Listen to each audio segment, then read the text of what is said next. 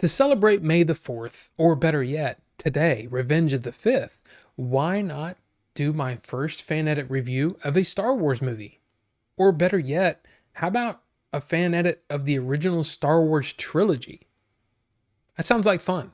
Let's check out Skywalker, A Star Wars Story. The editor of Skywalker, A Star Wars Story, named JX Editor, commented on one of my previous fan edit reviews to say that he'd made something that stands out from the other Star Wars fan edits, in that it tells the story of the original Star Wars trilogy from Luke and Vader's point of view, while also showing the parallels to Anakin's story. He said to think of it as The Godfather 2 in Star Wars. You know, when I started doing fan edits, it really was honestly just to please myself. It's kind of like, what movies do I kind of like, but maybe there's some opportunities there to make them better. That's kind of how I started. I mean, it's how I've done so many Hobbit reviews because, well, let's be honest, the Hobbit movies they have some issues. But anyway, Star Wars is not without its issues as well. I mean, every movie has something that I'd probably take out, or change, but nothing to the point where I was like, Empire Strikes Back. It could just let's just take all this out, or let's add this in, or whatever. It was never like that for me. And then plus on top of that, there are just so many edits out there for Star Wars that you just get lost. Everything it just becomes noise after a while. So when someone comments on a video and says, "Hey, I did one that I thought you might be interested in because it's different. It's ambitious. It changes things fundamentally at the core to where the story is more focused and it changes and all that." I'm like, "Hey, this sounds interesting." So yeah, that's why I decided to check this one out. One of the coolest things right off the bat that you'll notice if you watch JX Editor's edit here, it's there's just so many sources. There's so many different things that he's taking to use to tell his story. Of course, the original trilogy, the prequels, Solo, Rogue One, deleted scenes. Even this a couple of years ago, a sort of, I guess it's kind of like a short film called Scene 38 Reimagined, where it's sort of, Vader and Obi-Wan's fight that's totally different than the way it was shot in the original movie. So it was kind of an interesting thing, and he decided to use some of that as well. And it's so ambitious, and there's so many different sources.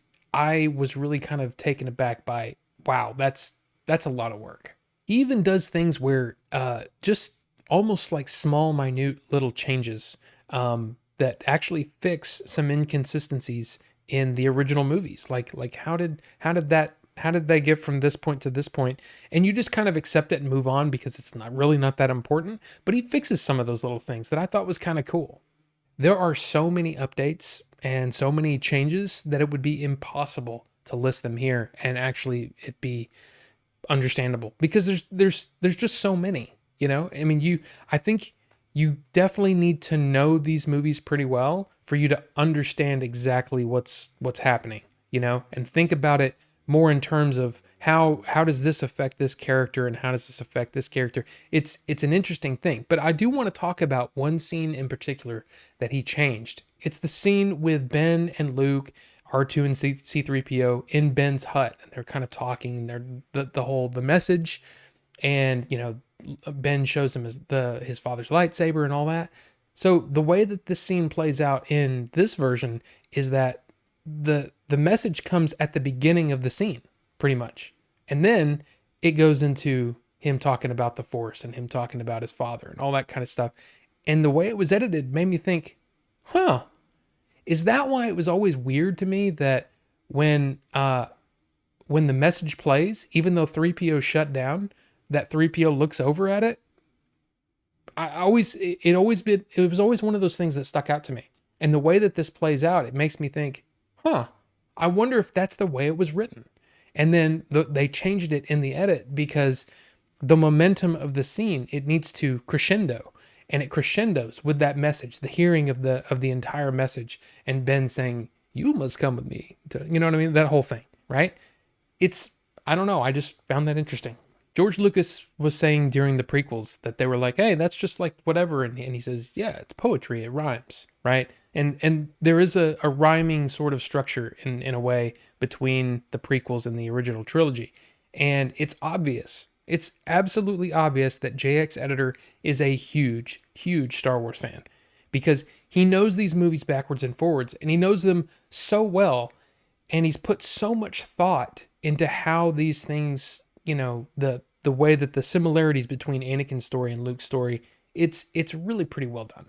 Is this 100% successful? I honestly think it depends on how you look at it. So for me, the previous fan edits that I've done, they've almost been presented as sort of a complete replacement for the original movies. So for example, the Hobbit movies. They have so many issues.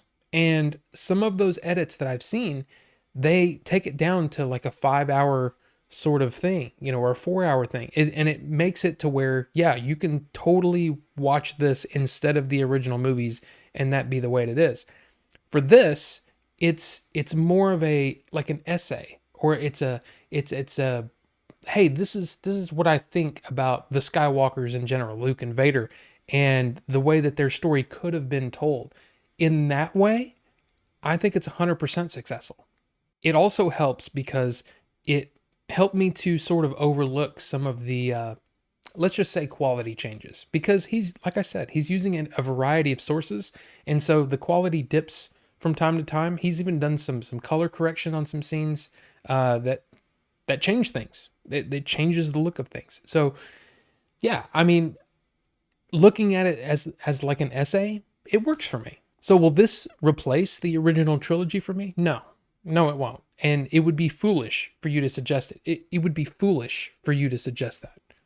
But as a sort of like almost a thought exercise, yeah, it's really, really cool. So when it comes to I guess, criticisms, it's entire plot threads are completely cut out. I mean, and characters are completely cut out. I don't want to go into which one, so you can, watch it for yourself if you want. But it's really, really interesting stuff. For an example, a good example is that Luke's encounter with Vader on Bespin, right? That is completely moved to something that he experiences while he's in the cave on Dagobah, which is really, really interesting and a really kind of cool way to tell the story. I really, really like that. Interesting.